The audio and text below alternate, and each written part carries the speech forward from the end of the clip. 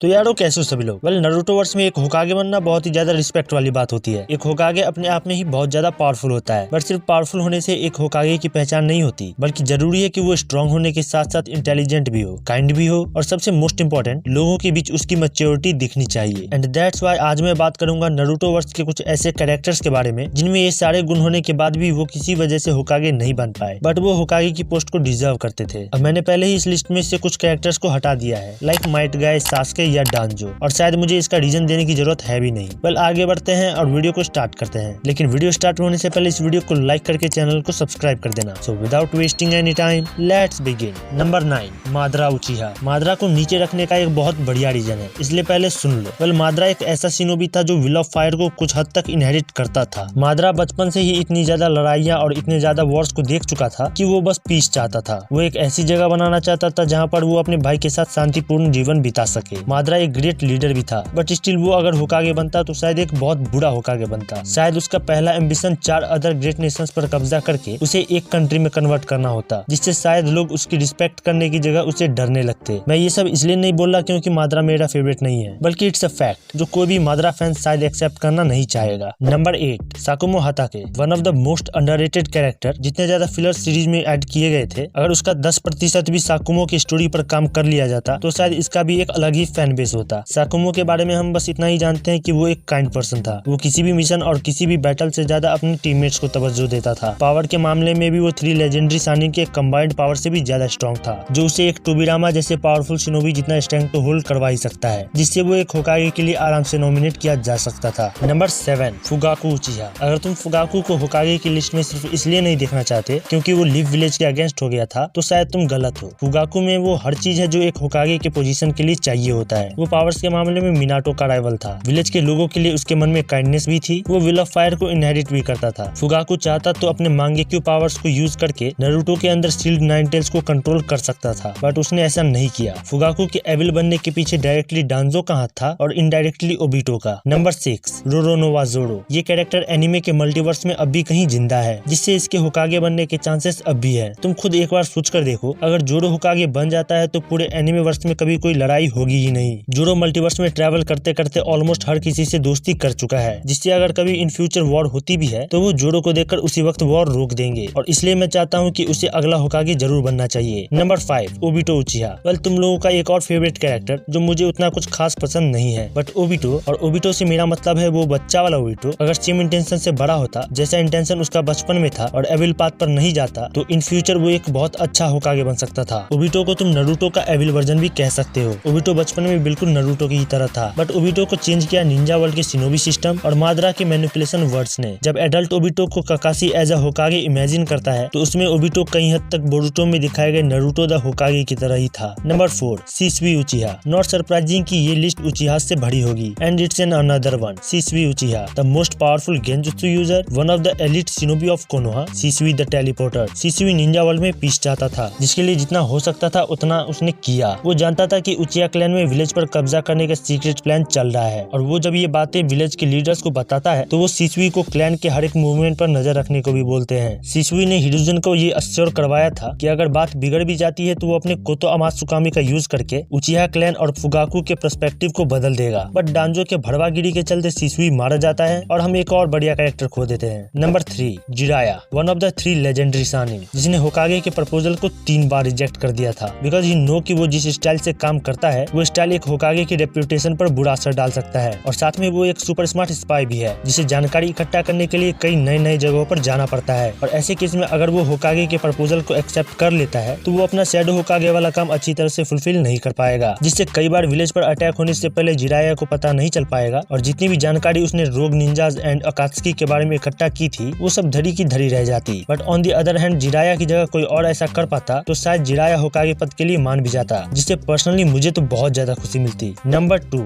Itachi. शायद मुझे कुछ बोलने की जरूरत थी ही नहीं, तुम में से ऑलमोस्ट हर किसी ने ये प्रेडिक्ट तो कर ही लिया होगा कि कोई हो या ना हो, बट इस लिस्ट में इटाची तो होगा ही। भाई का ऑरा ही ऐसा है, चाहे लिस्ट कैसी भी हो, ऑलमोस्ट हर एक लिस्ट में इसका नाम तो होता ही है। इटाची एक ऐसा शिनोबी था जो सचमुच होकागे बनना डिजर्व करता था। जब से उसे समझ आने लगा कि ये वॉर आखिर है क्या, ये शिनोबी सिस्टम कैसे काम करता है, विल ऑफ फायर का रियल मीनिंग क्या है और रियल मीनिंग क्या है एक शिनोबी का, तब से लेकर अपने लाइफ के एंड तक उसने जो कुछ भी डिसीजन लिया था वो सब हिडन लीफ के फेवर में में था। इटाची को वॉर से इतनी ज्यादा नफरत थी कि वो लिटरली विलेज को बचाने और वॉर को रोकने के लिए अपने पूरे क्लैन को वाइप आउट कर देता है, और वो भी सिर्फ 13 साल की उम्र में। नंबर 1 पर जाने से पहले इस वीडियो को लाइक करके चैनल को सब्सक्राइब कर देना और कमेंट में बताना कि क्या मैं अदर एनिमे से रिलेटेड कंटेंट भी इस पर डालूं या नहीं। वेल, बात करते हैं नंबर 1 की। नंबर 1, शिकाकू नाडा। अब शायद मुझे बहुत ज्यादा गालियां भी पड़ने वाली है कि भाई तूने इटाची को शिकाकू से नीचे कैसे रख दिया। तो मेरे भाई वेट, मेरी पूरी बात तो सुन लो पहले। शिकाकू उन कुछ कैरेक्टर्स में से एक है जो बहुत ज्यादा पावर होल्ड ना करने के बाद भी 5 ग्रेट नेशंस को घुटनों पर ला सकता है, सिर्फ अपनी इंटेलिजेंस का यूज करके। शिकाकू पूरे नारुतो वर्स का सबसे स्मार्ट कैरेक्टर है, इवन इटाची और शिकामारू से भी ज्यादा। अगर तुमने 4th ग्रेट निंजा वॉर का फर्स्ट हाफ देखा है, जिसमें शिनोबी अलायंस एक स्ट्रेटजी के तहत रीएनिमेटेड शिनोबी का सामना कर रहे थे, तो तुम समझ ही गए होगे कि मैं शिकाकू के बारे में इतना बढ़ा चढ़ा के क्यों बोल रहा हूँ। ये बंदा सिर्फ अपने दिमाग से पूरे शिनोबी अलायंस को कंट्रोल कर रहा था, और जिसे इवन मादरा तक ने प्रेज कर रखा है। बात करोगे पावर्स की, तो भले ही एज ए शिनोबी इसके पास ज्यादा पावर्स नहीं है, बट एज ए होकागे इसके पास काकाशी, माइट गाय और जिराया जैसे पावरफुल शिनोबीज होते।